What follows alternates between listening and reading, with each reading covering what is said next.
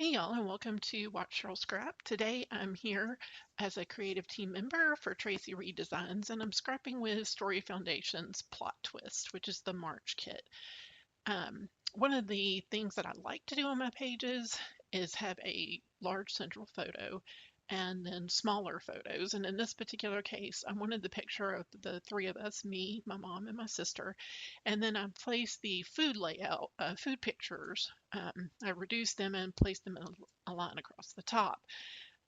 Because there's nothing at the top of that photo I really need shown. And you can see here I'm using the rectangular marquee tool, which I absolutely love, and I am cutting a piece of paper with little broken hearts that will help those photos stand out a little bit more.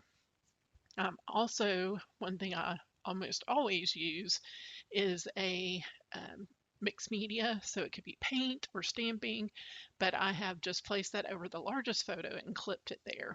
And now I'm going through and adding the background paper, and I've added the place for my journal spot, which is covering up a pizza box. So I felt like that was okay. I ended up with this orangey kind of color because I felt like it really matched with our, food photos and stuff. I have the title that I placed on Calm Through Chaos, and I pulled the little logo from the restaurant down at the bottom next to the journal card. I love using like ripped pieces of paper like this to layer behind things, and that's going to help the title stand out just a little bit more.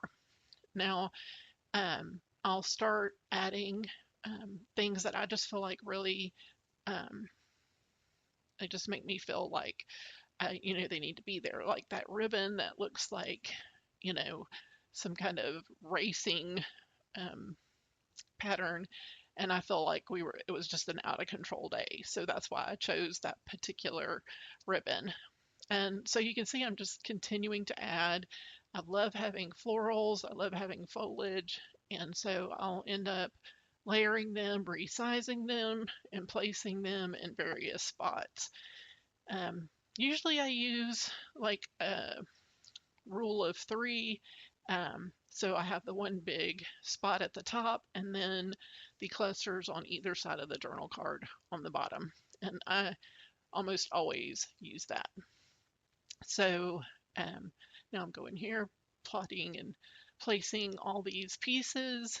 I do love to add strings and such, and in this case, I just duplicated it and turned it aside. It's a tool I use frequently.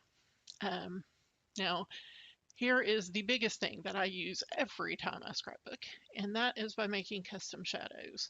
Now, you can right click on the little FX to the left of your layers panel on that layer and have it create a layer for you.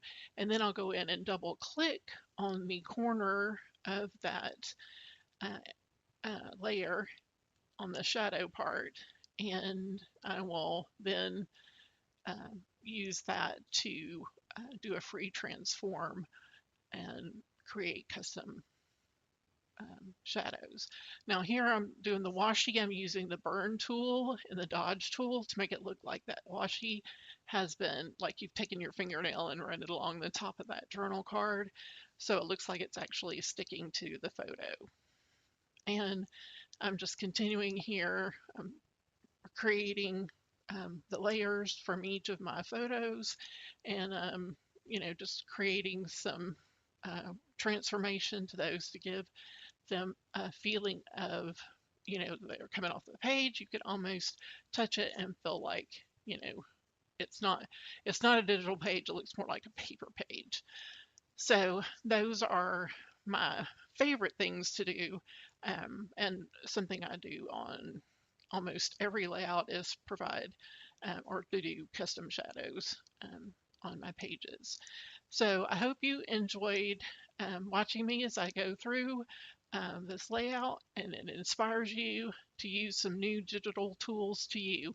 Thanks for watching. I'll see you next time.